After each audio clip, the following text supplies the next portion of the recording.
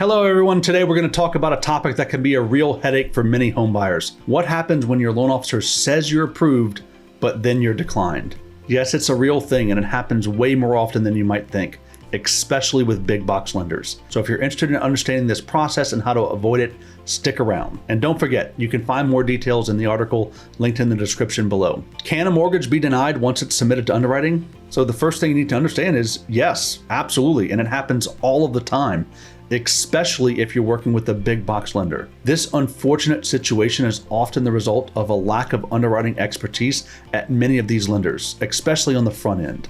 So what went wrong? Why did your previously approved loan suddenly get declined? There could be several reasons. Maybe your loan officer told you that the loan program was discontinued or changed, or perhaps there was a change in underwriting guidelines and now you don't qualify. In any of these cases, you're left in shock wondering what went wrong, why it went wrong, and who's to blame.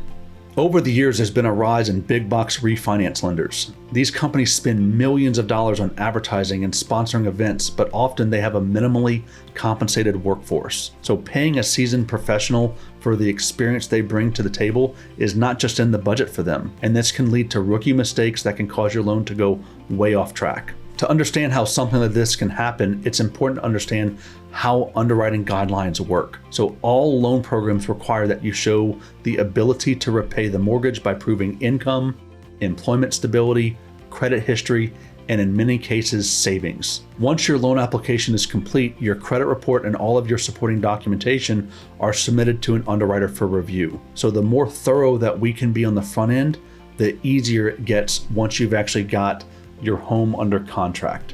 The experience and competence of your loan officer play a crucial role in your ability to qualify. Sometimes the loan officer will make a mistake that can be overcome by providing additional documentation or even an explanation. In other cases, the underwriter can make a mistake or interpret a guide in a way that's not necessarily consistent with what the guideline is intended to address. In either of these cases, your success or failure depends heavily on your loan officer. So the quickest way to be disappointed is to trust the advertising of big box companies.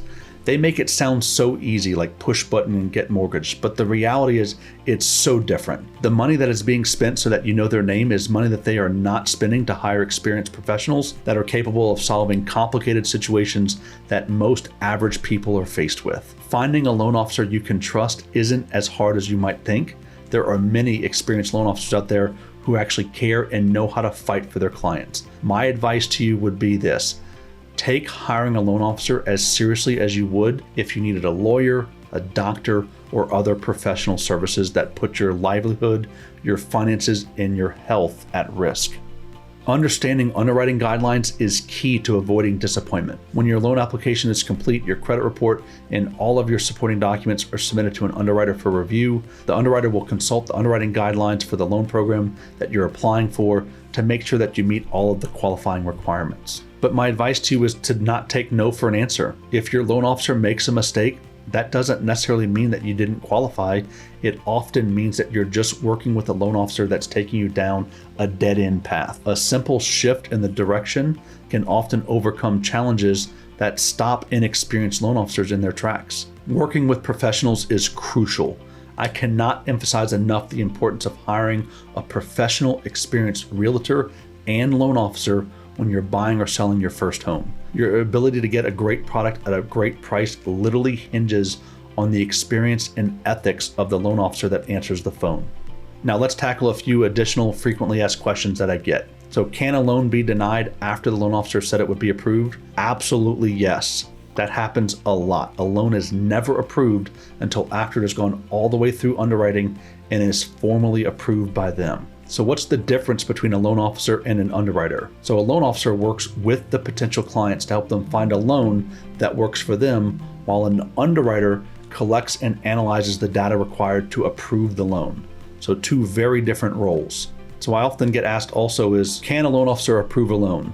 Sadly, the answer is no, even though I would love to say yes all the time. The reality is the role of a loan officer is to make sure that the client fits the program that they're applying for. It's the underwriter's job to confirm that the client is in fact approved for that loan program. So there you have it, folks. It's crucial to understand the loan approval process and the importance of working with experienced professionals. So if you want to learn more, don't forget to click the link in the description to read the full article. And if you found this video helpful, don't forget to like, comment, and subscribe for more real estate tips and strategies.